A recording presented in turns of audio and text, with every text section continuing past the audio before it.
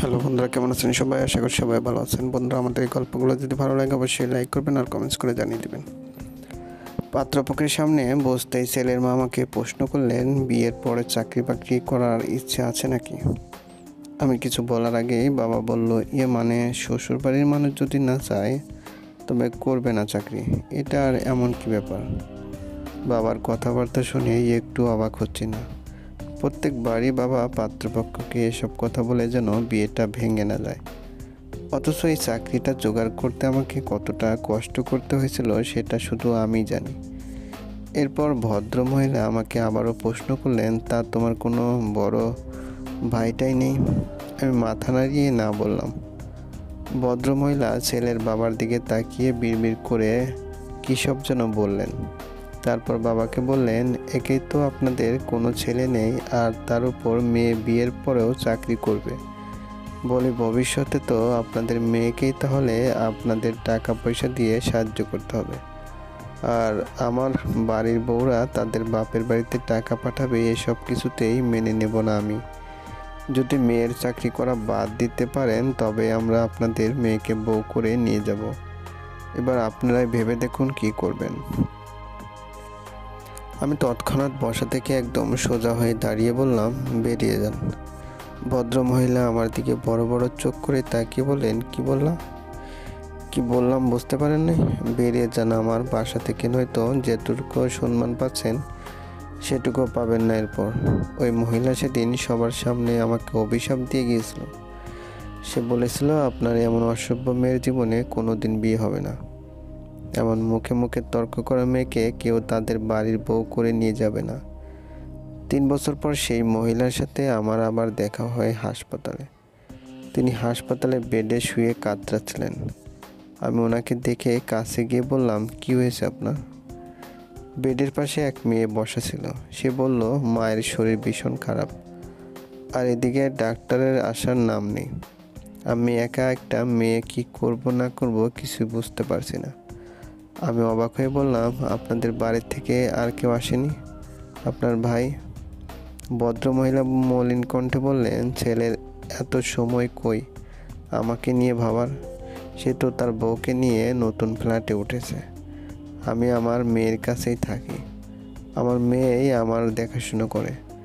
মহিলার অবস্থা খারাপ দেখে আমি তাড়াতাড়ি ইপ্তিকে ডেকে নিয়ে এসে বললাম, এই পেশেন্টকে একটু তাড়াতাড়ি দেখো তো, উনি আমার পরিচিত। ইপ্তি ওনাকে দেখে চলে যাওয়ার পর ভদ্রমহিলা বললেন, কে মা তুমি? আমাকে কিভাবে চিনলে? আমি একটা হাসি দিয়ে বললাম, মনে নেই আমাকে? আপনার ছেলের জন্য আমাকে দেখতে গিয়ে আমার বাবাকে বলেছিলেন আমার কখনো বিয়ে হবে না, মনে নেই আপনার?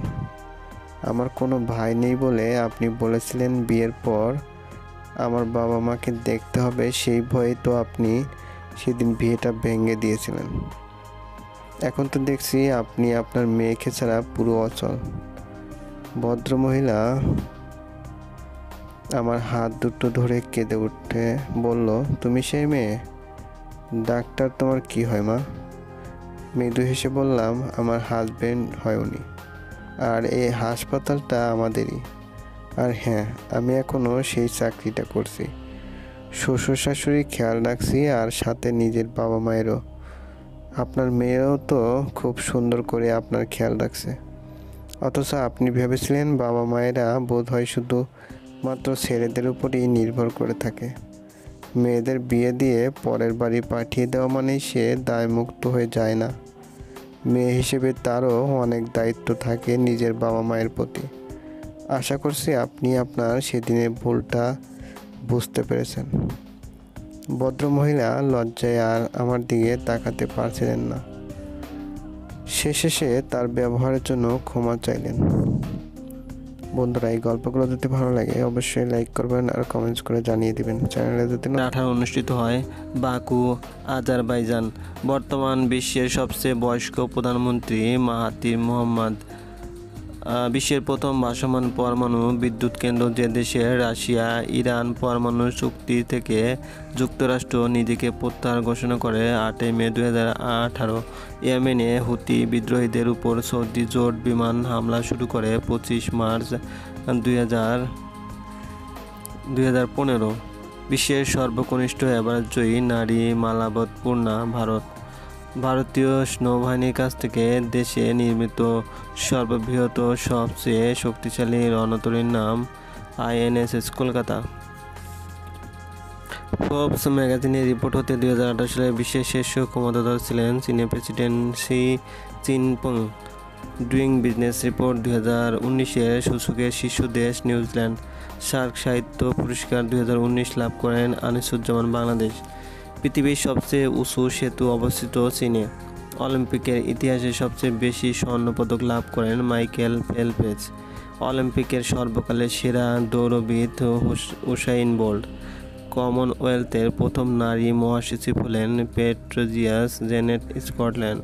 পৃথিবীর বিখ্যাত যে খালটি 2014 সালে শতবর্ষে পৌঁছেছে পানামা খাল। ইবোলা ভাইরাস সবচেয়ে ক্ষতিগ্রস্ত দেশ লাইবেরিয়া। বিশ্বের সর্বাধিক ভাষা রয়েছে যে দেশে পাপুয়া নিউগিনি। জাতিসংঘের বর্তমান মহাসচিব অ্যান্টিও গুতেরেস যে দেশের অধিবাসী পর্তুগালে। সৃজনশীল পদ্ধতিতে পাঠদান পদ্ধতি উদ্ভাবক মার্কিন শিক্ষা মনোবিজ্ঞানী বেঞ্জামিন স্যামুয়েল ব্লুম। বর্তমানে পৃথিবীর সবচেয়ে শক্তিশালী মুদ্রা মার্কিন। অথচ এই চাকরিটা জোগাড় করতে আমাকে কতটা কষ্ট করতে হয়েছিল সেটা শুধু আমি জানি। এরপর ভদ্রমহিলা আমাকে আবারও প্রশ্ন করলেন, তা তোমার কোনো বড় ভাইটাই নেই? আমি মাথা নাড়িয়ে না বললাম। ভদ্রমহিলা ছেলের বাবার দিকে তাকিয়ে বিড়বিড় করে কী সব যেন বললেন। তারপর বাবাকে বললেন, একেই তো আপনাদের কোনো ছেলে নেই, আর তার উপর মেয়ে বিয়ের পরেও চাকরি করবে। বলি, ভবিষ্যতে তো আপনাদের মেয়েকেই তাহলে আপনাদের টাকা পয়সা দিয়ে সাহায্য করতে হবে, আর আমার বাড়ির বউরা তাদের বাপের বাড়িতে টাকা পাঠাবে, এসব কিছুতেই মেনে নেব না আমি। যদি মেয়ের চাকরি করা বাদ দিতে পারেন তবে আমরা আপনাদের মেয়েকে বউ করে নিয়ে যাব। এবার আপনারাই ভেবে দেখুন কি করবেন। আমি তৎক্ষণাৎ বসা থেকে একদম সোজা হয়ে দাঁড়িয়ে বললাম, বেরিয়ে যান। ভদ্রমহিলা আমার দিকে বড় বড় চোখ করে তাকিয়ে বললেন, কি বললাম বুঝতে পারেন নাই? বেরিয়ে যান আমার বাসা থেকে, নয়তো যেটুকু সম্মান পাচ্ছেন সেটুকু পাবেন না এরপর। ওই মহিলা সেদিন সবার সামনে আমাকে অভিশাপ দিয়ে গিয়েছিল। সে বলেছিল, আপনার এমন অসভ্য মেয়ের জীবনে কোনো দিন বিয়ে হবে না। এমন মুখে মুখে তর্ক করা মেয়েকে কেউ তাদের বাড়ির বউ করে নিয়ে যাবে না। 3 বছর পর সেই মহিলার সাথে আমার আবার দেখা হয় হাসপাতালে।